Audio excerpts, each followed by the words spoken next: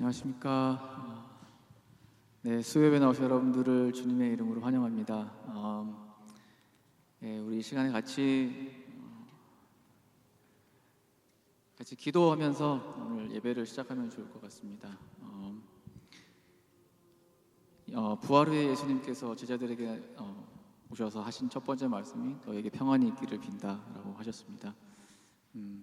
우리가 이 시간 주님 앞에 좀 잠잠히 하나님의 음성을 들으면 좋겠습니다. 하나님께서 우리에게 평안을 빈다고 하셨는데 혹시 우리 마음 가운데 아직도 내려놓지 못한 것들, 혹시 아직도 우리 마음 가운데 걱정이나 근심이 있다면 그것들을 주 앞에 그냥 솔직하게 가지고 나오는 시간 되면 좋겠습니다. 하나님, 내가 이러한 것들을 가지고 있습니다. 주님께 내려놓습니다. 이 시간 우리가 주님께 나옵니다. 우리가 이 시간 주님과 만나게 원합니다. 같이 우리가 주 앞에 기도하면서 주의 음성을 듣고 기도하는 그런 시간 가지면 좋겠습니다. 기도하겠습니다.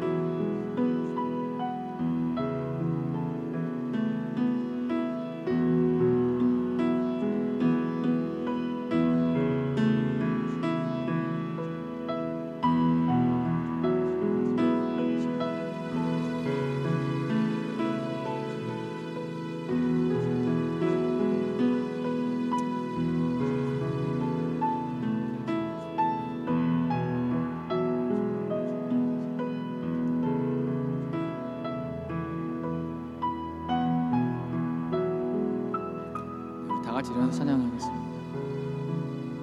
다 같이 일어나셔서 찬양을 드리겠습니다.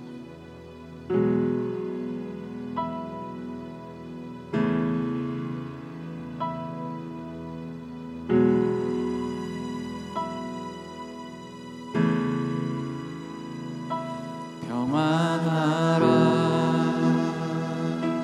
이 험한 세상 속에서 평안하라 내가 세상을 이겼으니 평안하라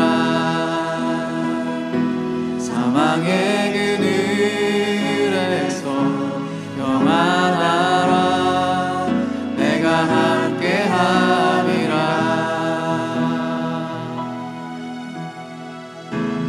다시 한번 평안하라 평안하라 험한 세상 속에서 평안하라 내가 세상을 이겼으니 평안하라 사망의 그늘에서 평안하라 내가 함께함이라. 자유하라 자유하라 험한 세상 속에서 자유하라 내가 세상을 이겼으니 자유하라 사망의 그늘에서 자유하라 내가 함께하리라. 기뻐하라 기뻐하라 험한 세상 속에서 기뻐하라 내가 세상을 이겼으니 기뻐하라 사망의 그늘에서 기뻐하라 내가 함께함이라. 평안하라 평안하라 이 험한 세상 속에서 평안하라 내가 세상을 이겼으니 평안하라 사망의 그늘에서 평안하라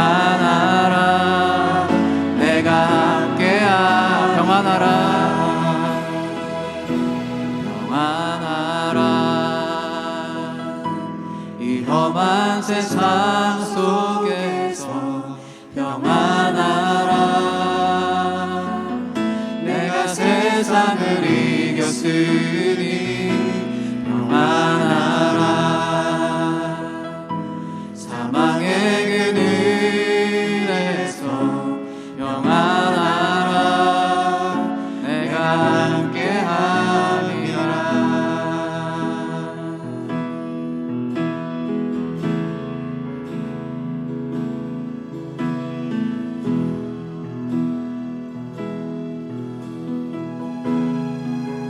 내 주 같은 분 없네. 그 어느 누구도 내 생명 다하도록 주 얼굴만 구하리. 내 주 같은 분 없네. 그 어느 누구도 내 주 같은 분 없네. 이 땅 위에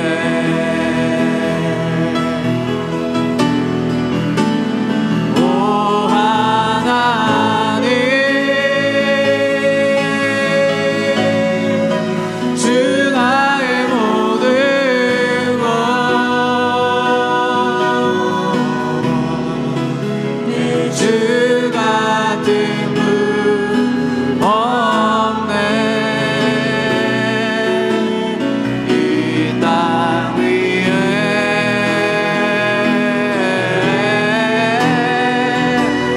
오 하나님, 주 나의 모든 것,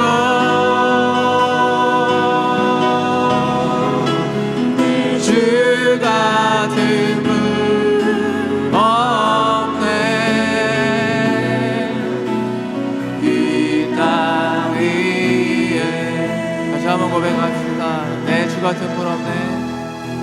내 주 같은 분 없네. 그 어느 누구도 내 생명 다하도록 주 얼굴만 구하리. 내 주 같은 분 없네. 그 어느 누구도 내 주 같은 분 없네. 이 땅 위에 오 하나님, 주 나의 모든 것, 오 하나님, 주 나의 모든 것, 내 주 같은 분 없네. 이 땅 위에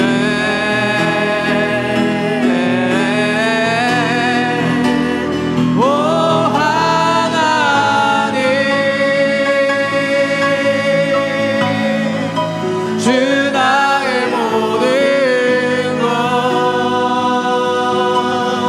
내 주 같은 분 없네.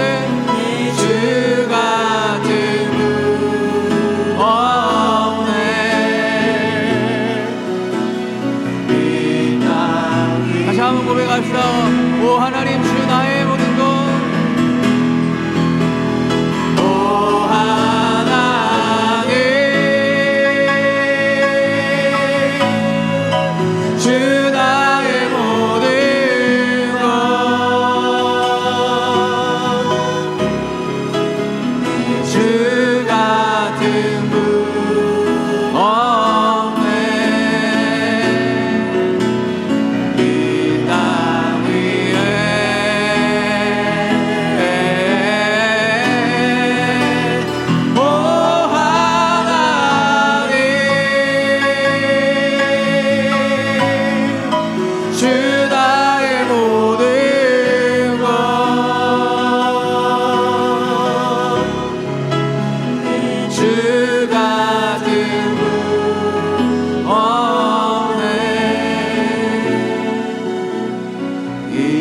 땅 위에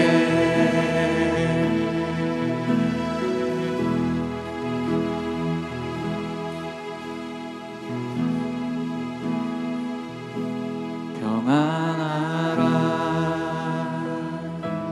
이 험한 세상 속에서 평안하라. 내가 세상을 이겼으니 평안하라. 사망의 그늘에서 평안하라. 내가 함께함이라. 평안하라. 평안하라.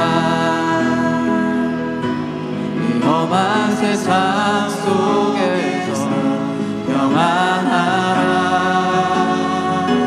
내가 세상을 이겼으. 아멘. 평안하라.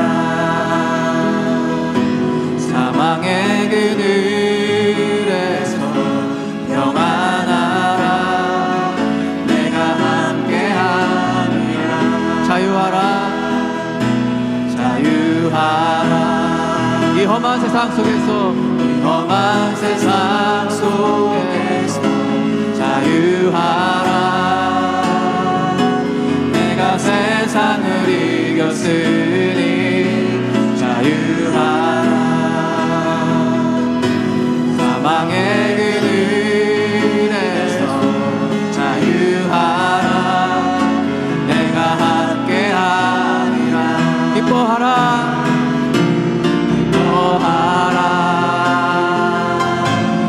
험한 세상 속에서 기뻐하라. 내가 세상을 이겼으니 기뻐하라. 사망의 그늘에서 기뻐하라. 내가 함께하리라. 평안하라. 평안하라. 험한 세상 속에서 평안하라. 내가 세상을 이겼으니 평안하라. 사망의 그늘에서 평안하라. 내가 함께함이라. 평안하라.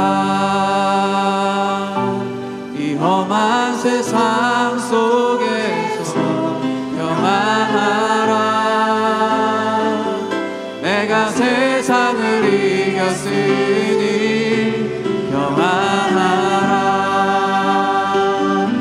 사망의 그늘에서 평안하라. 내가 함께함이라.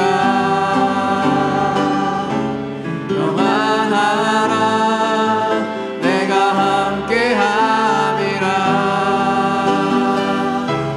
평안하라. 내가 함께함이라.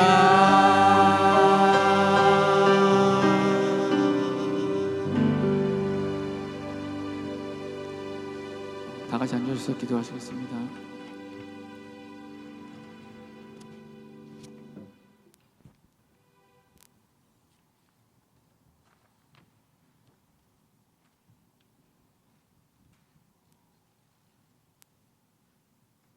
때에 맞춰 하늘을 구름으로 덮으시고 비를 준비하시어 만물에 생기를 주시는 하나님, 우리 주님은 위대하시며 능력이 많으신 하나님입니다. 우리 삶에도 단비 같은 은혜를 부어주십시오. 하나님 아버지, 우리의 삶도 어려운 것이 많고 또 이 세상도 많이 어지럽습니다.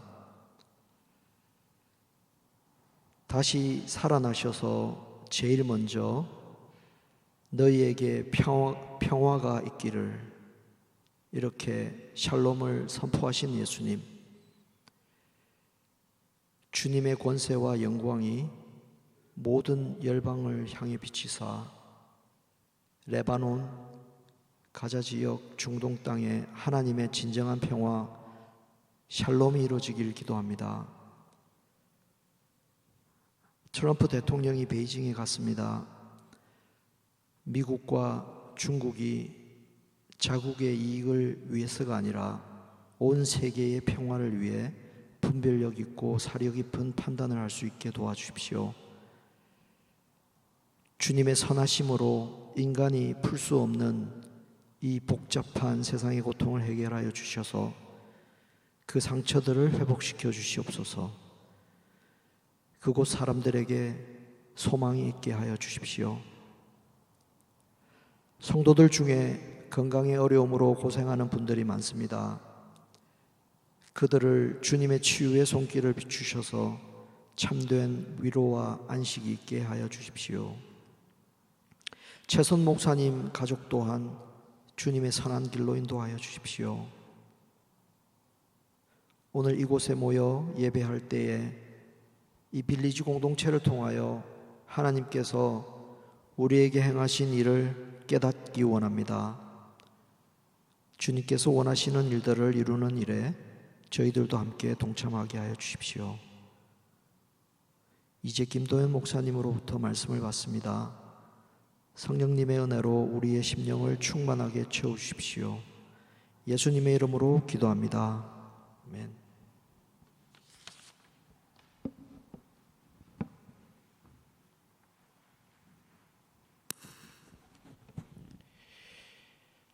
오늘의 말씀 봉독해 드리겠습니다. 요한복음서 20장 19절에서 23절까지 말씀입니다. 요한복음서 20장 19절에서 23절까지 말씀입니다. 그날 곧 주간의 첫날 저녁에 제자들은 유대 사람들이 무서워서 문을 모두 닫아 걸고 있었다. 그때에 예수께서 와서 그들 가운데로 들어서셔서 너희에게 평화가 있기를 하고 인사말을 하셨다. 이 말씀을 하시고 나서 두 손과 옆구리를 그들에게 보여주셨다.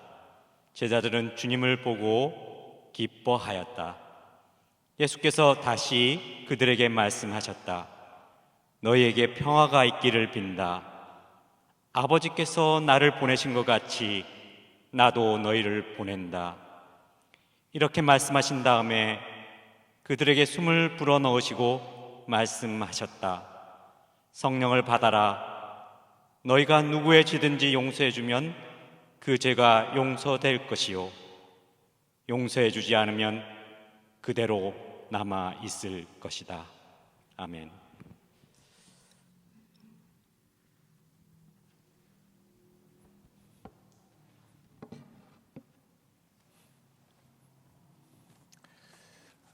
감사합니다. 그동안에 이제 우리 요한복음을 쭉 묵상해 왔는데 이제 주님께서 부활하시고 제자들을 만나는 장면을 오늘 같이 묵상해 보겠습니다. 이 신약 성경에는 부활하신 주님께서 제자들을 보내면서 명령을 주시는 소위 그레이트 커미션, 대사명 본문이 이렇게 쭉 나와 있는데요. 각 복음서마다 다 있습니다. 마태복음에는 맨 마지막에 28장 19절부터 20절까지 가서 모든 족속으로 제자를 삼아 이렇게 쭉 나가는 말씀이 있고요. 마가복음에는 16장 15절에 있습니다. 너희는 온 천하에 다니며 만민에게 복음을 전파하라. 그리고 누가복음에는 24장 47절과 48절에 그의 이름으로 제사함을 받게 하는 회개가 예루살렘으로부터 모든 민족에게 전파될 것이다. 너희는 이 일의 증인이다. 이렇게 먼저 해놓고 이제 누가복음은 그 사도행전하고 이제 전편 후편 이렇게 되어 있지 않습니까? 그래서 사도행전 1장 8절에 오직 성령이 너희에게 임하시면 이렇게 해서 그 증인이 될 것이다. 이렇게 말씀하시는 본문이 있고요. 그런데 많은 분들이 이 요한복음에는 그러면 이 그레이트 커미션 대사명에 대한 말씀이 어디 있는가 이렇게 궁금해하시는 분들도 있습니다. 근데 바로 오늘 본문이 그 대사명 본문입니다. 나도 너희를 보내노라 이렇게 말씀하는데, 특별히 이 요한복음에는 다른 복음서와 조금 두드러지게 이 교회의 탄생을, 그러니까 공동체의 탄생을 여기서 보여주는 말씀입니다. 그래서 오늘 본문을 7개의 키워드를 중심으로 해서 이 제자 공동체가 어떻게 교회의 탄생이 되는가 하는 문제를 다뤄보도록 하겠습니다. 그 7개의 키워드는 두려움, 평강, 기쁨, 예배, 보내심, 성령, 용서, 이런 식으로 되어 있는데요. 20장 19절부터 23절에 이 말씀들이 하나하나 전개가 됩니다. 맨 처음에 이제 우리 두려움부터 보겠습니다. 이 본문은 그날 곧 주간의 첫날 저녁에 이렇게 말하고 있습니다. 근데 이거를 이제 직역하면 안식일 날 첫날, 그러니까 보통 이제 안식일이 우리 캘린더로 보면 이제 토요일이기 때문에, 그래서 주님께서 부활하신 날이 바로 우리가 지금 주일로 섬기는 그 썬데이죠. 그 주일 그 새벽에 이미 예수님께서 부활하시고, 그리고 그 날 저녁에 일어난 일을 오늘 기록하고 있습니다. 주님께서는 이미 부활하셨는데 제자들은 아직도 유대인들이 두려워서 문을 꼭꼭 잠그고 숨어 있었습니다. 근데 사실 이 제자들의 두려움을 우리가 이해할 수가 있죠. 왜냐하면 예수께서 십자가에 못 박혀 죽는 그 장면을 두려워서 사실은 도망가서 멀리 감치해서 다 보았기 때문입니다. 이렇게 되면 이 사람들은 그 나사렛 예수를 따라다니던 사람들, 그 제자들인데 자기들에게도 위험이 올까 두려워하는 마음 우리가 충분히 이해할 수 있습니다. 근데 사실 이 주님께서 부활하셨다는 그 소식을 막달라 마리아로부터 이제 통해 들었고, 이 두 제자, 그러니까 하나는 그 시몬 베드로고 다른 하나는 주님께서 사랑하시는 제자라고 나오는 The Beloved Disciple이 그 실제로 무덤에 가서, 돌무덤에 가서 그 빈 무덤을 이미 발견한 상태입니다. 그러나 이 두 제자는 부활하신 주님을 만나지는 못했고요. 막달라 마리아만 그냥 주님을 거기서 이제 가드너로 동산지기로 오해했던 부활하신 주님을 만난 그런 상태입니다. 그러나 막달라 마리아는 이 제자들에게 이미 이 주님께서 부활하셨다고 말해준 그런 상태였었습니다. 그런데 그 소식을 전해 듣고도 제자들은 아직 그 두려움에 붙잡혀 있었습니다. 그냥 문을 꼭꼭 잠그고 숨어 있는 것인데, 근데 이 본문을 보면서 저는 이게 사실 우리의 모습 아닌가 그런 생각을 합니다. 우리들도 주님께서 부활하신 거 다 압니다. 그러나 아직도 두려움이 많이 있습니다. 사실 우리들이 두려워하는 이유를 생각해 보면 사실 죽음에 대한 두려움이 굉장히 많이 있고, 또 두려워하는 이유는 우리가 미래에 어떻게 될지 모르기 때문에 두려워하는 면도 좀 있습니다. 그런데 요한복음을 우리가 쭉 묵상하면서 주님께서 갑자기 부활하신 것이 아니라 계속해서 약속하셨습니다. 이게 다시 오겠다. 또 너희가 지금은 이렇게 두려움에 떨고 있지만 나를 보고 기뻐하게 될 것에 이 얘기를 했는데, 사실 그 말씀을 그때는 들었지만, 그리고 또 베드로를 비롯해서 정말 목숨을 걸고 주님 따라가겠다고 이렇게 얘기했지만 베드로도 무서워서 3번이나 부인하고 그런 사건을 보면 제자들이 그 말씀을 들었지만 아직 그 말씀이 정말 그들 삶에서 이 두려움을 쫓아낼 만한 그런 살아있는 말씀이 되지 못했다. 근데 오늘 본문에 보면 부활하신 주님께서 나타나셔서 제자들을 정말 변화시키는 그런 모습을 볼 수 있습니다. 우리가 두려움을 이기는 방법은 말씀을 신뢰하고 또 그 말씀을 주신 분, 그분을 신뢰하는 것뿐입니다. 자, 근데 두 번째 키워드가 평강. 우리 지금 세 번역에서는 평화 이렇게 번역을 했는데 이 말씀은 아무래도 샬롬이겠죠, 히브리어로. 왜냐하면 그래서 우리 이 세번역에서는 인사말을 했다 이렇게 말씀하고 있는데, 사실 너희에게 평화가 있기를 이렇게 얘기했지만 사실은 이게 샬롬이라는 그 인사말입니다. 유대인들이 서로 하는 그 인사말이겠죠. 그러나 여기서 이 주님께서 주신 이 인사말은 단순한 인사말은 아니었습니다. 옛날 이제 개역 성경에는 평강이 있을지어다. 그래서 영어 번역을 보더라도 이제 peace be with you 이렇게 그러니까 평강을 주시는 말씀으로 나타납니다. 이 구약 성경이나 신약 성경이나 보면 항상 하나님께서 인간에게 나타나실 때 천사들이 먼저 나타나거나 해서 항상 말씀하는 것이 뭐냐면 두려워 말랍니다. 두려워 말라.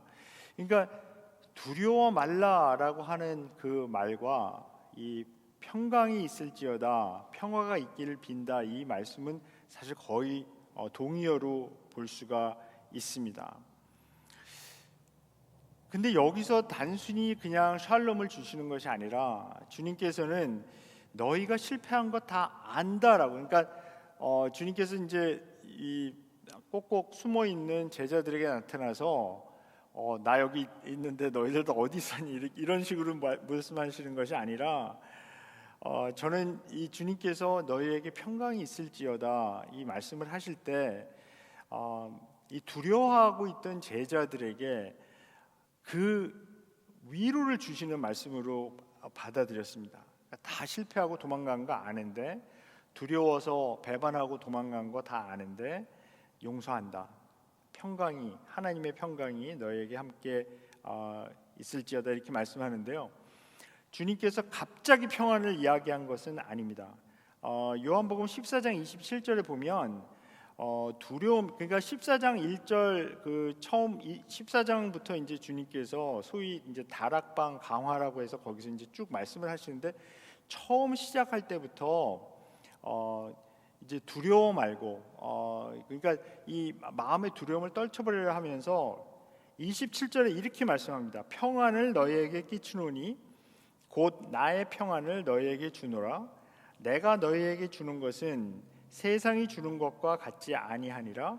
너희는 마음에 근심하지도 말고 두려워하지도 말라. 이 말씀을 이미 하셨습니다. 그리고 부활하신 주님께서 이제 평안을 주시는 건데요. 또 우리가 오늘 찬양도 불렀지만 16장 33절에 이것을 너희에게 이르는 것은 너희로 내 안에서 평안을 누리게 하려 함이라. 세상에서는 너희가 환난을 당하나 담대하라. 내가 세상을 이기었노라. 이미 말씀하셨습니다. 주님께서 평안을 계속 말씀하셨고 그 약속을 이제 지키셨는데요. 사실 우리들에게 이 진정한 평안, 평강, 평화 이것을 선포하실 수 있는 분은 바로 십자가에 못 박혔다가 다시 살아나신 주님, 그분밖에 없습니다. 물론 우리도 서로 사람들이 그냥 평안하기를 빕니다 이렇게 많이 인사를 할 수 있습니다. 그러나 그 진정한 평강을 주시는 그 분은 그 누구도 이기지 못했던 그 죽음을 이기신 그분이 주시는 그 능력, 죽음을 이길 수 있는 그 능력을 가지신 분, 죽음을 깨뜨린 분이 주시는 평안이 진정한 평안입니다. 사실 세상에서는 이것을 개런티해 주지 못합니다. 어떻게 보면 우리가 살면서 이 평안하게 살려고 이 평강을 누리면서 살려고 계속 노력하는 것이 우리 인생의 사이클인지도 모르겠습니다. 그런데 세상에서 개런티해 주는 그 평강은 사실 그렇게 믿을 만한 것이 못 됩니다. 그냥 한순간에 없어지기도 합니다. 어떤 분들은 이렇게 재정적으로 이렇게 좀 세이빙 어카운트에 돈이 많으면 평안할 텐데 그렇게 생각하시는 분들도 있습니다. 저도 이제 나이가 뭐 세상에서 말하는 이제 리타이먼 에이지가 이제 자꾸 다가오니까 가끔 뭐 이메일도 그런 거 오고요, 메일도 막 옵니다. 근데 막 이제 그런 얘기를 하는 거예요. 그 리타이먼 하려면 어떻게 해야지 뭐 노후가 편할 것이다, 평안할 것이다, 그런 얘기를 하는데, 세상에서 주는 방법은 사실 그 평안을 개런티해 주지 못합니다. 아무리 우리 세이빙 어카운트에 뭐 돈이 많이 있고 또 뭐 내가 사놓은 주식이 그냥 왕창 올라갔고 내 에셋이 굉장히 많아진다고 하더라도 그 진짜 그것이 우리들에게 진정한 평안이 되지 못합니다. 사실 건강 문제도 그렇지 않습니까? 한순간에 굉장히 건강한 줄 알았는데 한순간에 건강이 깨질 수도 있는 거고요. 모든 것이 사실 그 분명하고 확실한 것은 없습니다. 바람에 한번 불면 확 날아가 버릴 만큼 가벼운 것이 이 세상이 주는 안전과 평안입니다. 진정한 평안, 예수님께서 이 요한복음에서 특히 이 평안에 대해서 계속 말씀하시는데 그 말씀들을 모아서 한번 이렇게 제가 쭉 읽어본 적이 있는데요, 예수님께서 이 요한복음에서 말씀하시는 이 평안은 예수님 자신하고 계속 관계가 있습니다.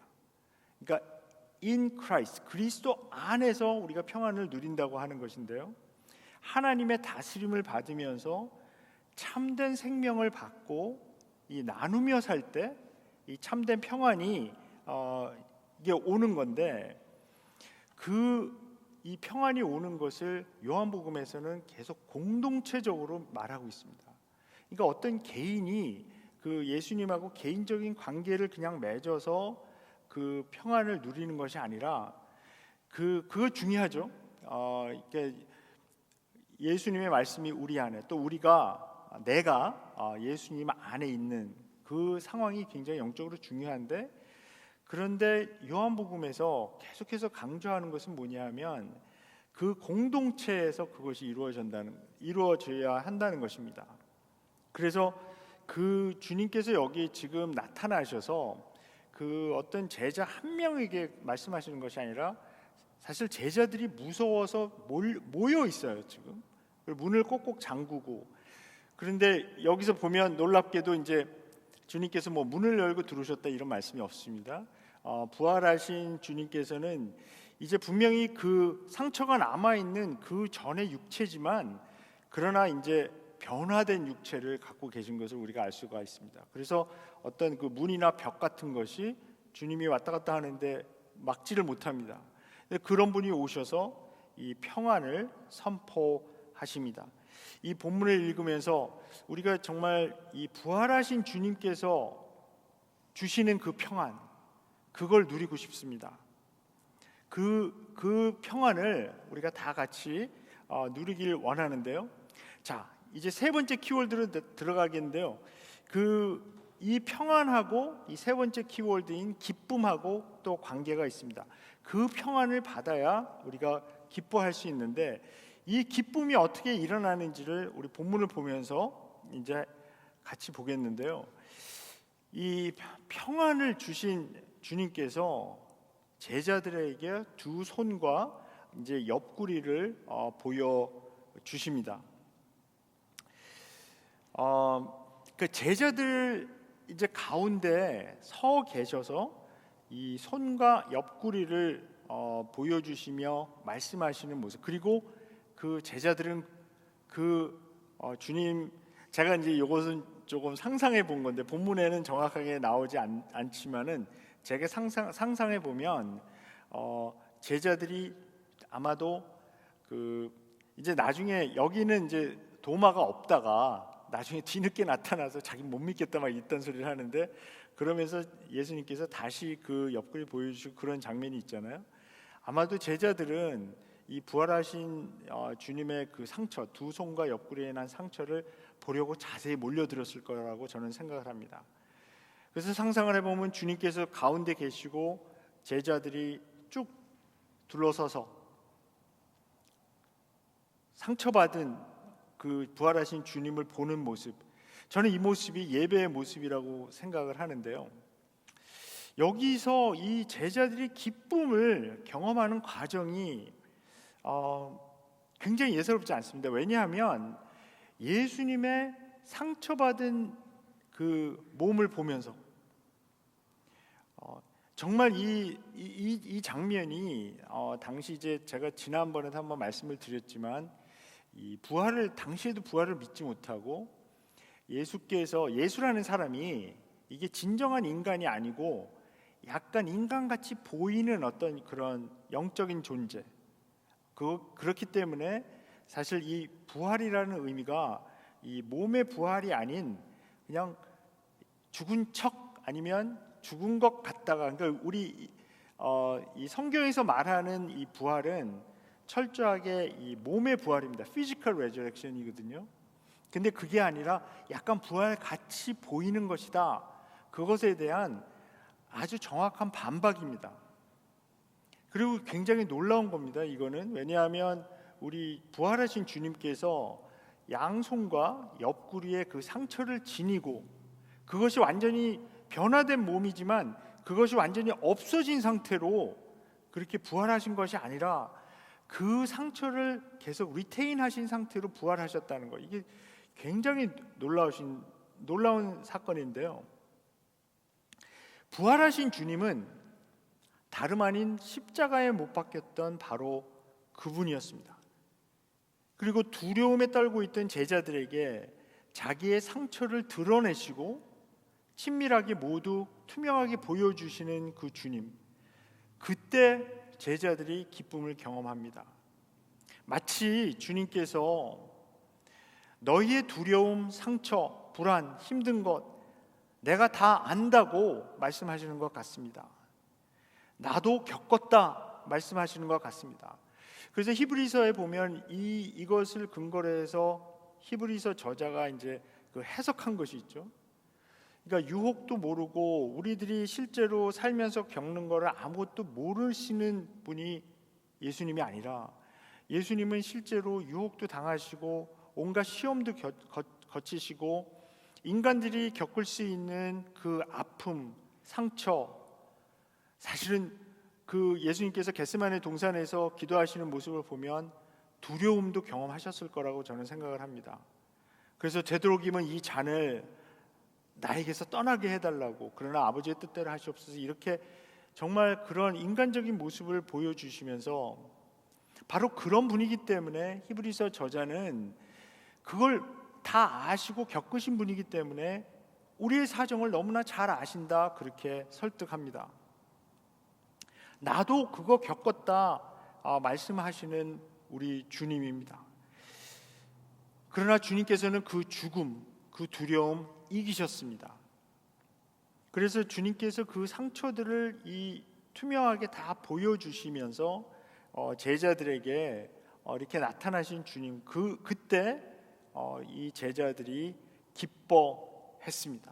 그 주님을 보고 기뻐했다. 이것이 정말 진정한 기쁨입니다. 그런데 사실 이 평안과 마찬가지로 주님께서는 이 기쁨에 대해서 이미 여러 번 말씀하셨는데 한 군데만 보겠습니다. 요한복음 16장 22절에 지금은 너희가 근심하나 내가 다시 너희를 보리니 너희 마음이 기쁠 것이요 너희 기쁨을 빼앗을 자가 없으리라 말씀합니다.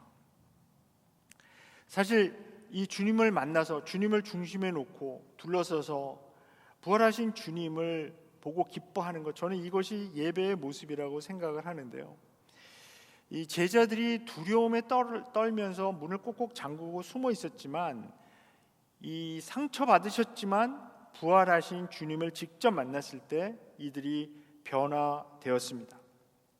그래서 이제 이들이 주님께서 주시는 그 평안과 기쁨을 세상으로 나가서 나누어 줄 수 있게 된 것입니다.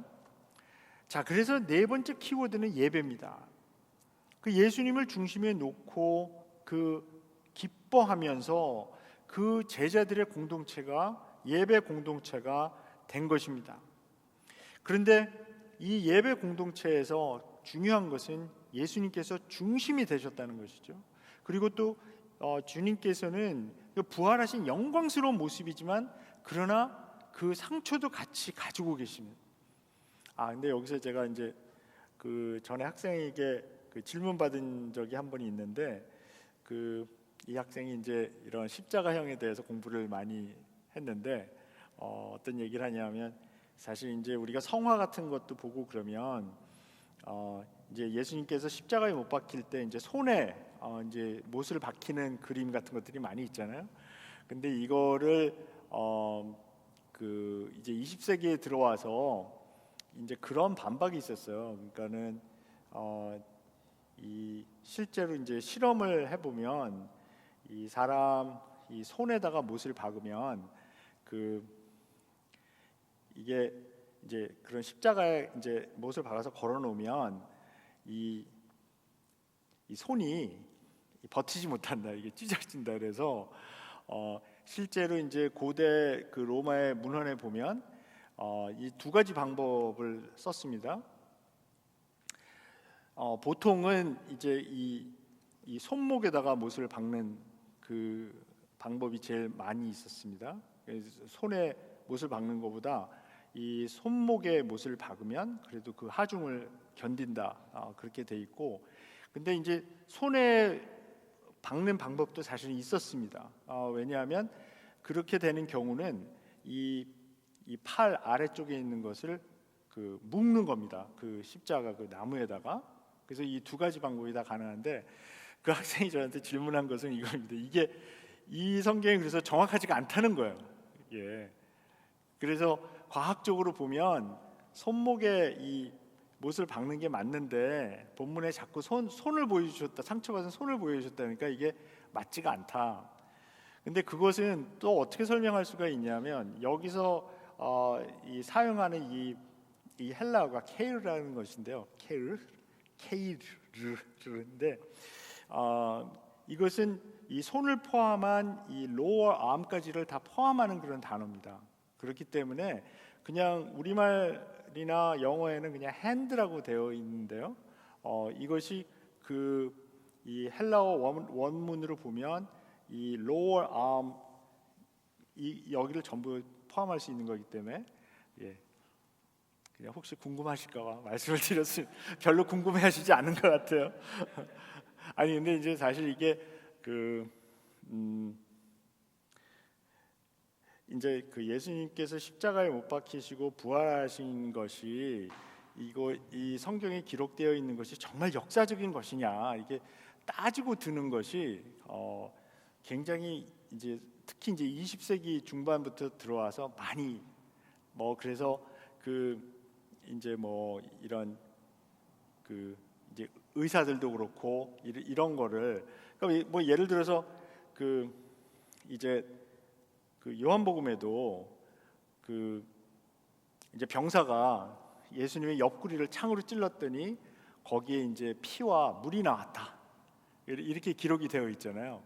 근데 이제 의학적으로 이제 이것을 공부하는 사람들은 그게 피만 나오는 것이 아니라 그런 십자가형에 달리고 이런 상태가 되면 그 옆구리를 찌르면은 실제로 물과 피가 같이 나온다 이런 것도 있습니다. 그래서 그냥 제가 말씀드리려고 하는 것은 이 성경 말씀에 나와 있는 이런 것들이 굉장히 역사적으로 생생하고 실제로 자기가 본 그 목격자의 그 증언에 의해서 이제 쓰여진 것이기 때문에 물론 여기 계신 분들이야 그냥 성경을 하나님의 말씀으로 다 믿는 분들이니까 제가 사실 그렇잖아요. preaching to the choir 하는 것 같이 그런 느낌이 좀 드는데 사실은 이제 대학교에서 이제 강의를 하다 보면 이렇게 질문을 하는 분들이 있어서 그냥 말씀을 드렸습니다. 자, 그래서 여기서 지금 이 주님께서 이 기쁨으로 예배 드리는 이 장면에서 주님께서 그 제자들의 가운데 서셨다. 이것은 그냥 피지컬리 육체적으로 주님께서 가운데 있으셔야 이 진정한 교회가 탄생이 되고 예배가 이루어진다. 그것보다 사실 의미가 더 깊습니다. 왜냐하면 예수님 중심 공동체에서 드리는 예배는 예수님께서 가르치신 그 십자가로 가실 때의 그 마음, 그 그리스도의 마음을 중심에 놓고 모이는 공동체가 진정한 공동체, 그렇게 드리는 예배가 진정한 예배라는 것입니다. 그러니까 예수께서 하늘 보좌 다 버리시고 우리와 같이 되실 때 가지셨던 그 마음으로 드리는 것이 바로 진정한 예배가 되겠고요. 그 마음과 행동이 교회의 어떤 행동하는 그 가치관, 그것이 돼야 된다는 것입니다. 그것이 이제 진정한 예배로 드려지는 것입니다. 두려움이 기쁨이 되었을 때 주님께서 그 가운데 계셨고요. 그리고 그것이 예배의 순간입니다. 제자들이 두려움에, 자기들의 문제에 사로잡혀 있을 때 두려움에 짓눌렸지만 예수께서 오셔서 중심이 되시고 상처를 보여주시고 투명하게 나타나시고 살아있는 주님을 목격하게 되자 그들은 예수님 주위에 모여서 기쁨으로, 두려움이 없어지고 기쁨으로 바뀌며 예배가 시작된 것입니다.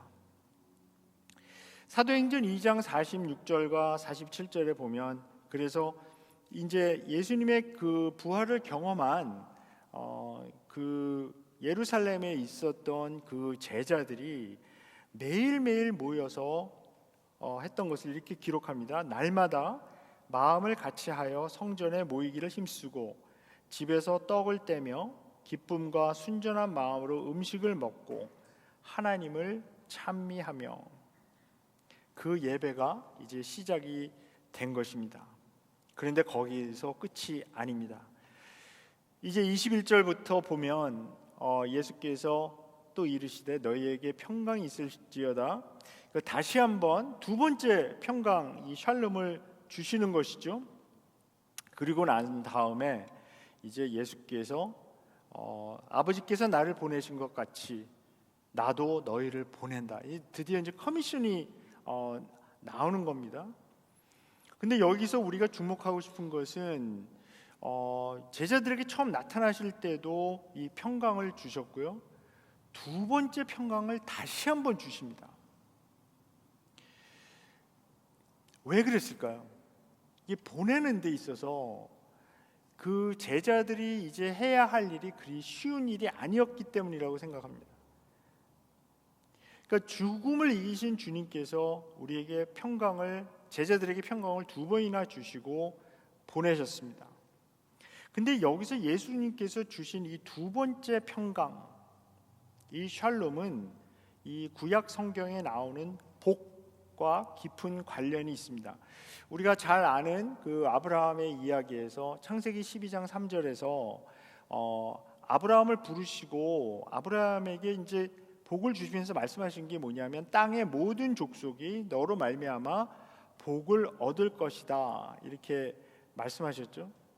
근데 사실 따지고 보면 창세기는 이 복에 관한 이야기가 굉장히 많이 나옵니다. 창세기 1장 28절에서도 이 인간을 창조하신 하나님께서 그들에게 이렇게 말씀합니다. 1장 28절이죠. 하나님이 그들에게 복을 주시며 하나님이 그들에게 이르시되 생육하고 번성하여 땅에 충만하라, 땅을 정복하라, 바다의 물고기와 하늘의 새와 땅에 움직이는 모든 생물을 다스리라 하시니라. 그래서 생육하고 번성하며 땅에 충만하게 되는 것이 하나님의 복인데요, 그렇게 풍성하게 열매 맺는 삶이 하나님께서 원하시는 삶입니다.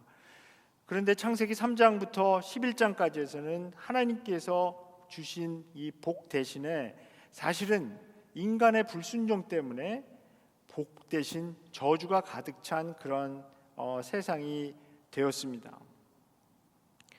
그래서 뭐 우리 다 이제 창세기에서 아는 얘기죠. 아담과 하와 이야기, 가인과 아벨, 홍수가 나고 이제 바벨탑까지 쌓아 올리면서 계속 저주받은 그런 사람들의 그 교만함, 그 바벨탑을 쌓아 올리면서 하나님 자리로 올라가고 싶어하는 그런 마음이 있었는데, 이제 아브라함을 부르셔서 그 세상에 내려진 저주를 뒤집어 엎고 하나님께서 원래 주시려고 했던 그 복을 회복해서 생명과 번영을 주시려고 했던 것, 그것입니다. 그런데 여기서 지금 부활하신 주님께서 주시는 이 평강은 사실 그 창세기에서 하나님께서 말씀하셨던 그 복, 이제 버라카라고 하는데요. 그것과 이 샬롬이 깊은 관계가 있습니다. 그리고 성경의 이야기는 이 하나님이 우리를 세상으로부터 이렇게 구출해 내시는 이야기가 아니라 하나님의 백성을 통해서 세상을 구원하시려는 하나님의 이야기입니다. 그래서 이 복, 평강, 샬롬 이것을 통해서 주님께서는 이 제자 공동체를 세상으로 보내시는 겁니다. 그래서 그 세상에 이제 아직도 가득 차 있는 그 저주를 캔슬시키고 하나님의 복으로 채우려고 하는 그 말씀을 여기서 주고 있습니다. 아버지께서 나를 보내신 것 같이 나도 너희를 보낸다, 이렇게 말씀하시는 것은 하나님께서 사실은 부르시는 분이고 또 보내시는 분이기 때문입니다. 아브라함을 부르시고 보내신 것처럼, 또 모세를 부르시고 보내신 것처럼, 이제 이사야를 부르시고 보내신 것처럼, 아모스를 부르시고 또 호세아를 부르시고 보내셨던 것처럼 마지막에 예수님도 보내셨는데요.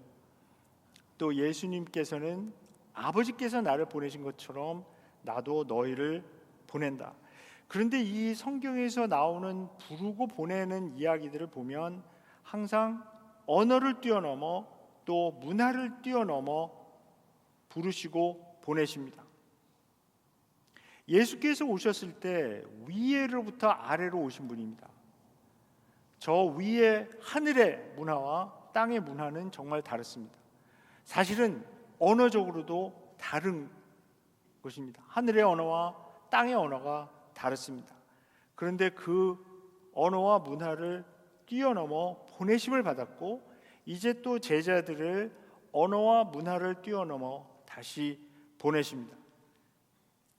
그래서 교회는 그 첫 번째부터의 의미 자체가 보내심을 받은 공동체입니다.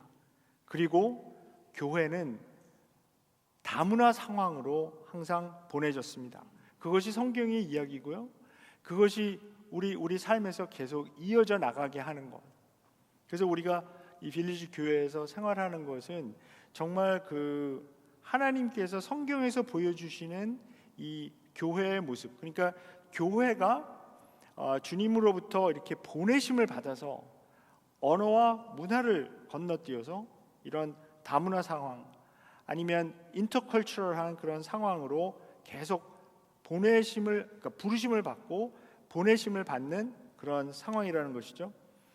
그래서 전에는 이제 그 우리가 선교라고 얘기를 했을 때 그 선교가 그냥 교회에서 선교사를 보내는 걸로 많이 생각을 했는데 그 개념이 사실 성경적으로 보면 교회 자체가 보내심을 받은 것입니다.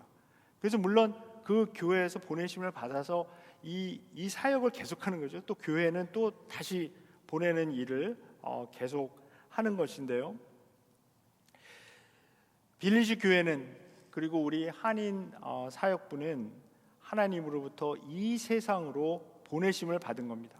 하나님이 아브라함에게 약속하시고 예수님 안에서 완성된 그 복을 이곳에서 모든 사람들이 경험하도록 보내심을 받은 공동체고요. 또 보내심을 받은 공동체는 또 다른 공동체를 또 보내는 그 일을 계속하게 됩니다. 자, 여섯 번째 그 키워드는 다섯 번째는 보내심이었고요. 여섯 번째 키워드는 성령입니다. 그런데 예수님은 교회를 보내시면서 그냥 보내지 아니하시고 성령을 주시고 보냈습니다. 그런데 예수님께서 숨을 불어넣으시고 보내시는 이 장면은 창세기 2장 7절에서 인간을 창조하시고 그 코에 생명을 불어넣어 주시는 그 방법과 동일하고요. 이 같은 동사가 여기서 사용되는 것을 우리가 볼 수가 있습니다.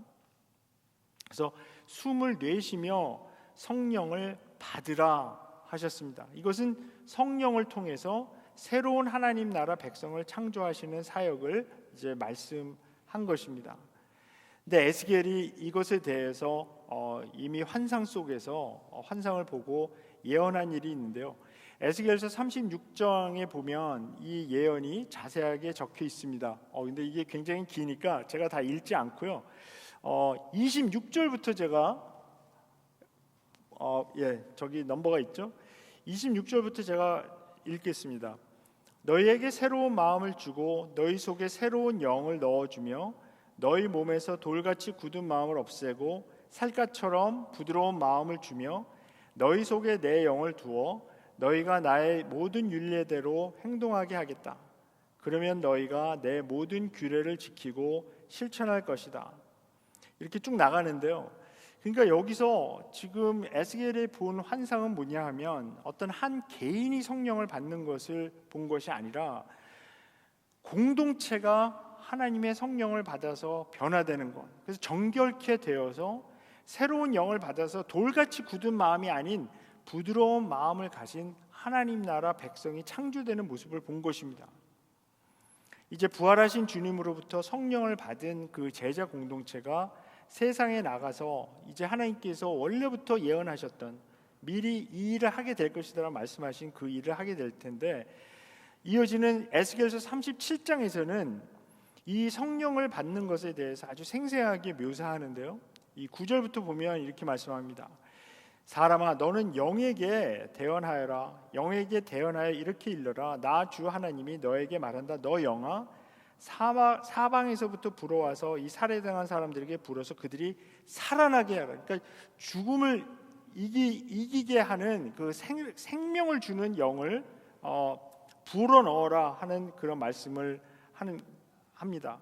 그래서 10절에 보면 그래서 내가 명을 받은 대로 대언하였더니 영이 그들 속으로 들어갔고 그래서 그들이 곧 살아나 제 발로 일어나서 서는데 엄청나게 큰 군대였다.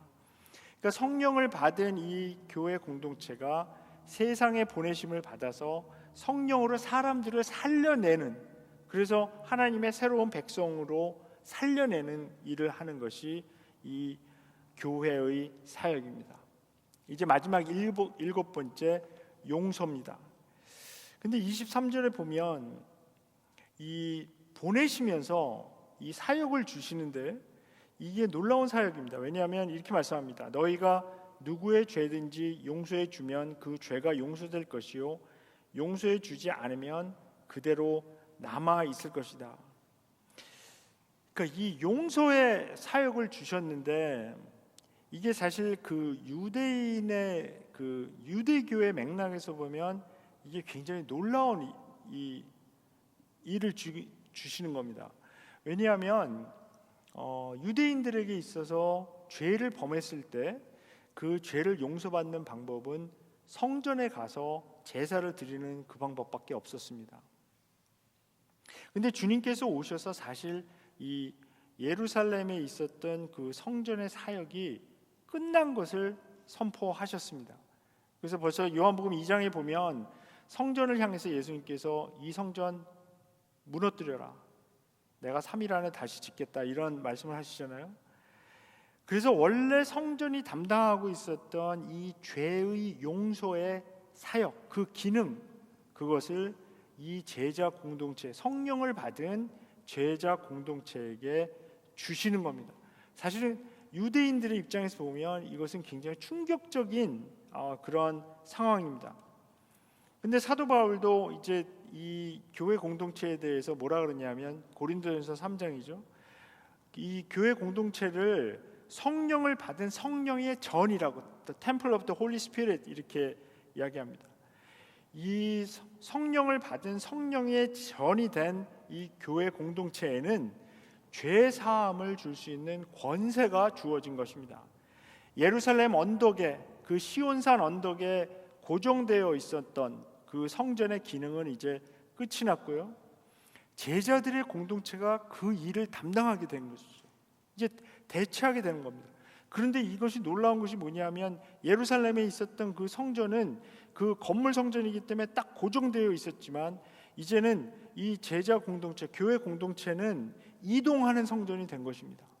어디든지 갈 수 있고, 그래서 이 제자들의 공동체를 주님께서 보내시기 때문에 사람들이 거기 와서 죄의 용서를 받아라 하는 그런 개념이 아니고 사람들이 있는 곳에 가서 이동하는 성전이 돼서 거기서 죄의 용서를 선포할 수 있고 죄를 사하여 줄 수 있고 그래서 그들에게 평안을 줄 수 있고 기쁨을 줄 수 있고 생명을 줄 수 있는 그 교회 공동체, 제자 공동체, 그 비전을 여기서 지금 주시는 것입니다. 근데 여기서 이 제자들이 받은 이 권세에 대해서 절대 오해하면 안 됩니다. 왜냐하면 죄 용서를 줄 수 있는, 죄 사함을 줄 수 있는 권세, 이것은 오직 예수님을 통한 방법뿐이기 때문입니다. 예수께서 세상 죄를 지고 가는 하나님의 어린 양으로 오셔서 이 우리들의 죄를 위해서 십자가에 못 박혀 희생하시고 그 길을 여셨습니다. 그래서 제자들 자신에게, 그러니까 우리도 마찬가지로 우리들 자신에게 죄를 용서할 수 있는 어떤 권세가 생긴 것이 아니라 그 죄사함을 줄 수 있는 그 소스, 근원, 그것은 예수님밖에 없죠. 그래서 우리가 하는 그 사역은 이 죄사함을 선포하고 그것을 중재하는 역할을 하게 되는 것입니다. 죄를 용서받는 것은 죄를 고백하고 예수를 주님으로 받아들일 때 가능한 것입니다. 성령께서는 교회 공동체를 통해서 죄사함의 사역을 하십니다. 그래서 더 이상 이제 예루살렘에 있었던 물론 그 성전이 이제 70년도에 로마인들에 의해서 이제 파괴가 됐고 그 한쪽 서쪽에 있는 벽만 좀 남은 그 상태입니다. 그래서 이제 이 신약 성경에서 보여주는 것은 이 예루살렘에 하나님께서 그러니까 출애굽기에서부터 시작된 그 이제 장막 그 텐트 이동하는 것이었죠. 그것도 사람들.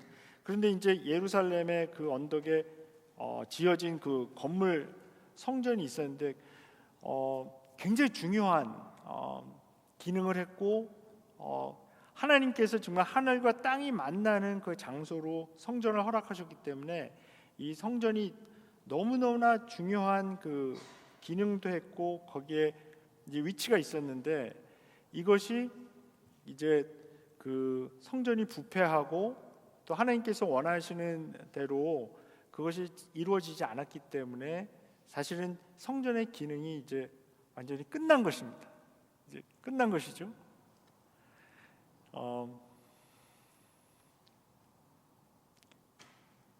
근데 아직도 거기다가 성전을 짓겠다고 덤비는 그리스도인들이 있습니다.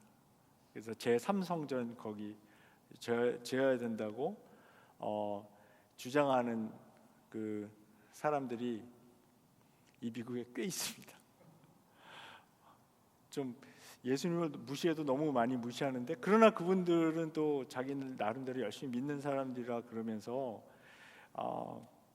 그래서 이제 그게 지금 이란하고 하는 전쟁하고 다 연결이 되어 있습니다. 기독교 시온주의 뭐 거기다가 이제 그 예루살렘에다가 성전을 새로 이제 져서 그래서 그거 짓는다고 펀드레이징도 하고 막 그럽니다.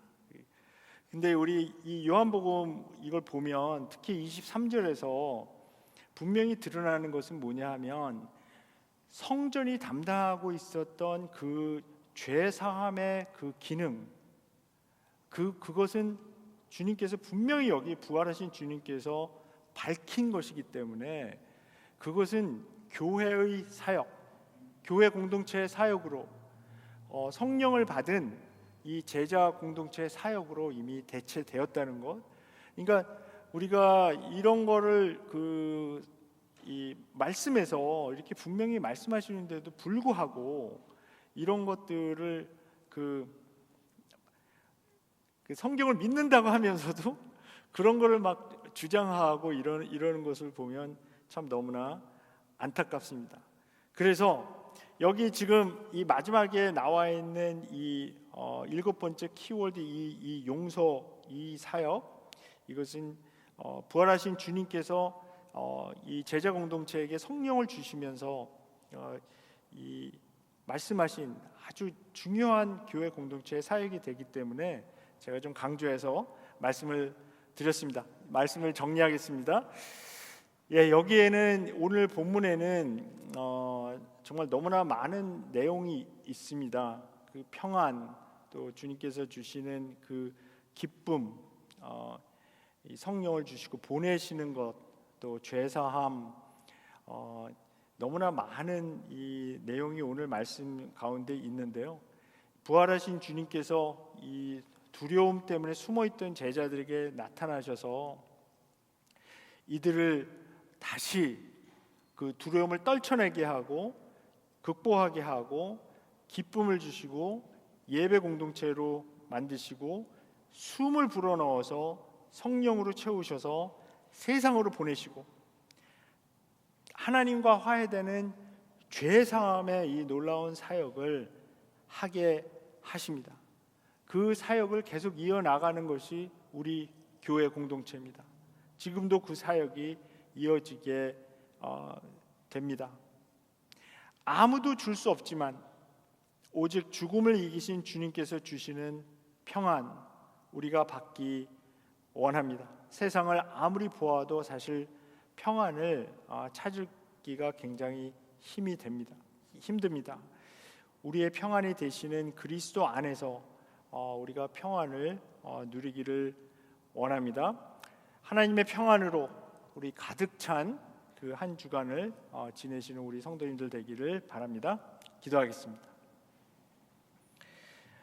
하나님 감사합니다. 저희들이 부활하신 주님께서 두려움에 떨고 있어 또 숨어 있었던 제자들에게 나타나신 장면을 저희들이 보았습니다.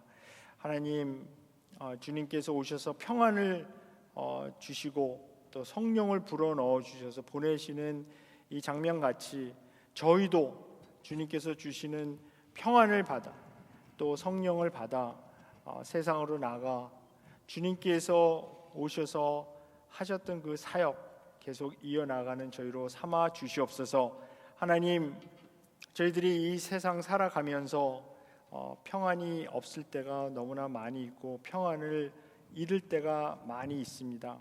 또 저희들 공동체에 병으로 또 여러 가지 힘든 일로 평안을 누리지 못하고 힘들어하는 우리 성도들이 있습니다. 주님께서 오늘 저녁 주님께서 이 두 번이나 주셨던 그 제자들 공동체들에게 두 번이나 주셨던 그 평안 우리 성도님들에게 임하기를 원합니다.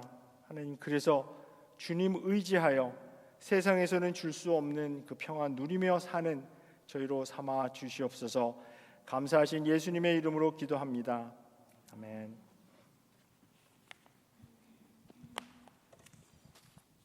네, 자리에서 일어나셔서 오늘 말씀 좀 전에 같이 불렀던 평안하라 찬양 드리겠습니다.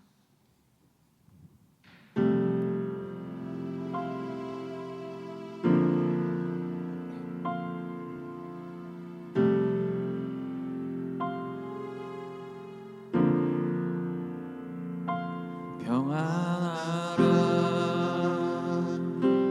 이 험한 세상 속에서 평안하라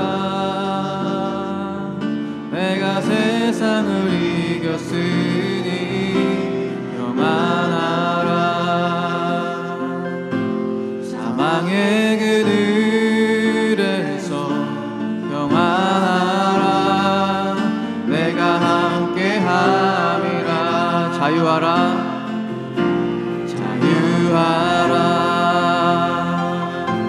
이 험한 세상 속에서 자유하라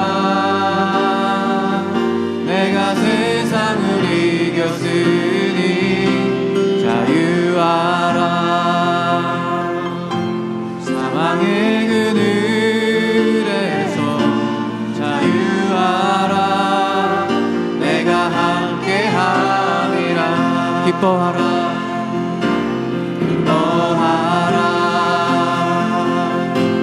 이 험한 세상 속에서 기뻐하라 내가 세상을 이겼으니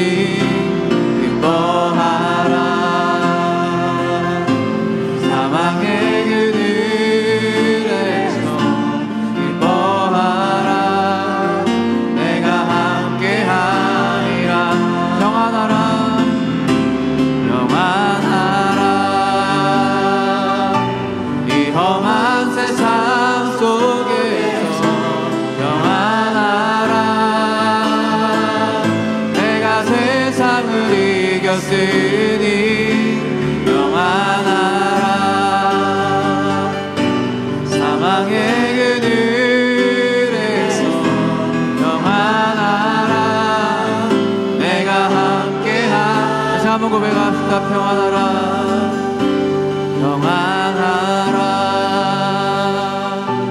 위험한 세상 속에서 평안하라 내가 세상을 이겼으니 평안하라 사망의 그늘에서 평안하라 내가 함께함이라 평안하라 내가 함께함이라 평안하라 내가 함께함이라.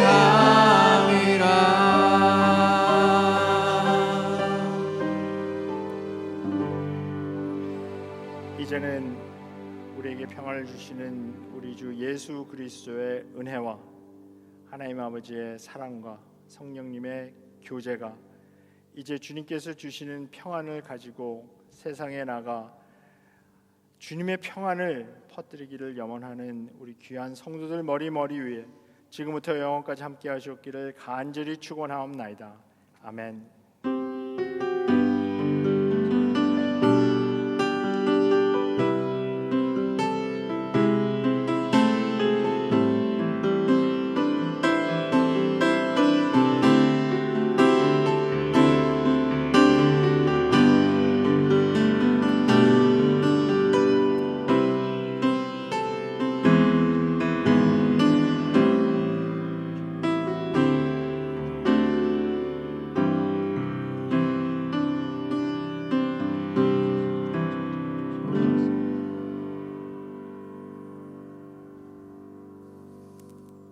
네, 앉으세요.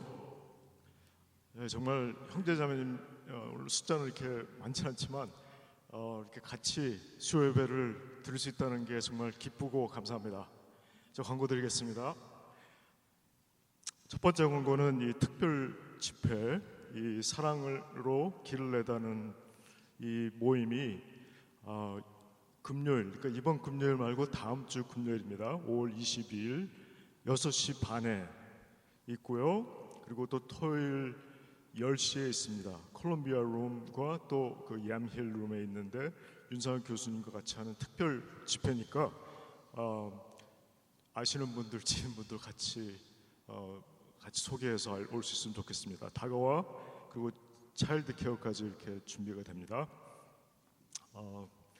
그리고 이 특별 헌금에 관해서 저희가 몇 번 광고를 했는데 이 융자 그 금액을 해서 하려고 그러는데 정말 제 생각에는 정말 중요한 거는 많은 분들이 참여하는 것 같아요. 그래서 금액이 중요하지 않고 이렇게 모든 분들이 참여할 수 있으면 정말 아름다운 그런 기회가 될 것 같습니다. 그래서 참여해 주시면은 감사하겠습니다. 그 다음에는 오순절 이 축제가 있는데요. 이 5월 27일 저희 예배 대신에 저희가 그 시편 페스티벌 예배에 참여합니다. 여기 켈빈 인스티튜트 크리스천 워십 같이 하는데 꼭 참여해 주시면은 감사하겠습니다. 그리고 담넘기 리더 모임이 6월 6일 토요일 윌라멧 있고요. 그 이후에 이제 나눔방장 안식 목자님 모임이 있습니다. 저희들 이제 앞으로 계획하는 그 어떤 이 가을에 할지 그런 것도 이제 같이 의논을 할 거니까 참여해 주시기를 감사해 주시고, 그 다음에 또 점심이 있습니다. 같이 그날 꼭 같이 참여해 주세요. 네, 그러면 다과가 준비되었으니 같이 친교하시고 돌아가시면 되겠습니다. 감사합니다.